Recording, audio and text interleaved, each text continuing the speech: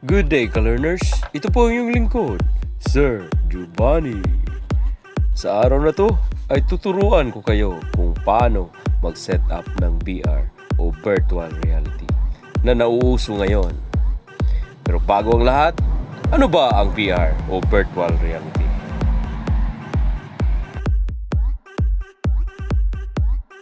VR o virtual reality ayon kay Google ay isang computer-generated environment kung saan ang isang audience o manonood ay pwedeng mag-interact in 360 degrees.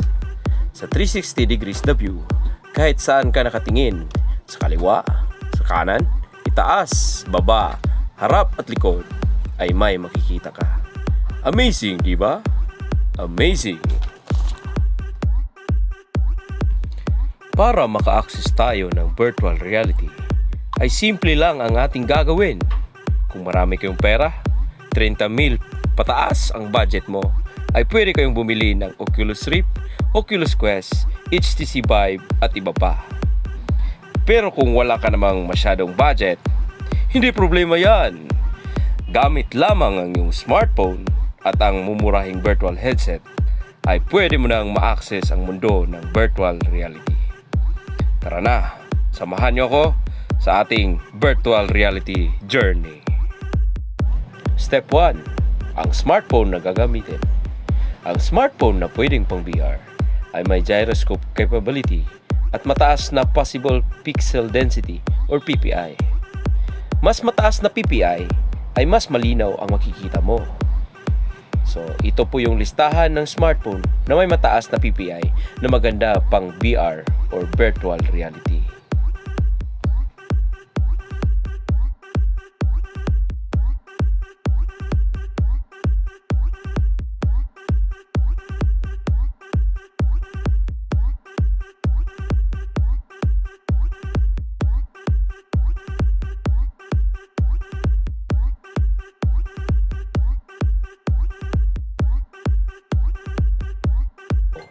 Para sa ating video, ang gagamitin kong smartphone ay ang Redmi Note 8 na may PPI na 406 na maganda pang VR.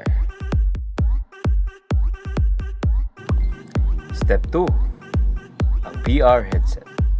Ang VR headset naman na kung saan ilalagay natin ang ating smartphone ay ang BRG Pro. Ito po yung itsura ng BRG Pro. Tignan natin.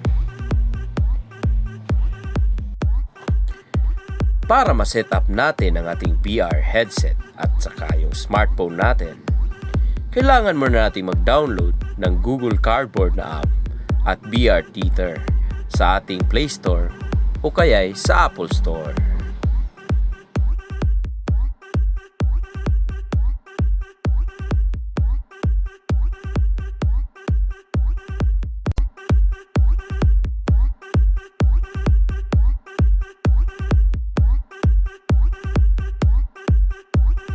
Pagkatapos ma-install ang dalawang basic apps na pang VR, ay uunahin nating i-open ang Google Cardboard. Dito sa Google Cardboard ay i-configure natin ang ating VR headset para hindi blurred at hindi masakit sa mata ang ating VR. Sa pag-configure ng ating phone para sa ating VR headset na gagamitin, ay i-scan lang natin ang QR code na nasa manual ng ating VR. Siguraduhin lang na may internet connection kayo kapag nagka-configure nito. Sa kadahilanan ng BRG Pro ay walang QR code na compatible sa ating Google Cardboard, ay naghanap na lang ako ng alternative VR QR code sa ating BRG Pro. Ito ang mga QR code na pwede nating gamitin.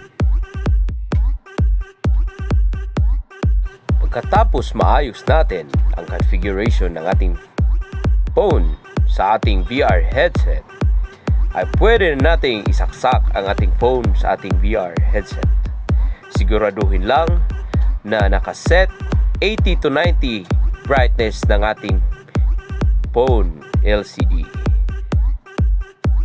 At naka-open muna ang mga VR apps bago ipasok ang phone sa VR headset.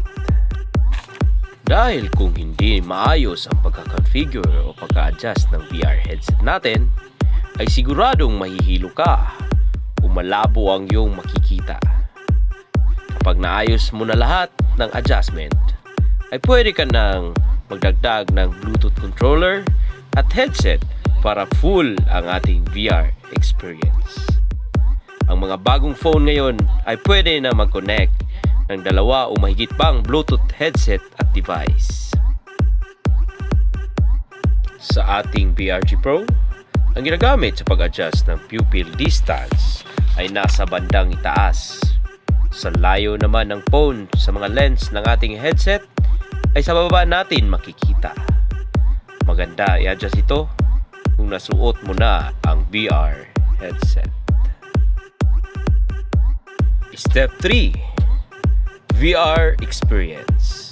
So, ang VR experience natin ay pwede tayong mag-YouTube o pwede rin tayong mag-download ng VR games sa Play Store.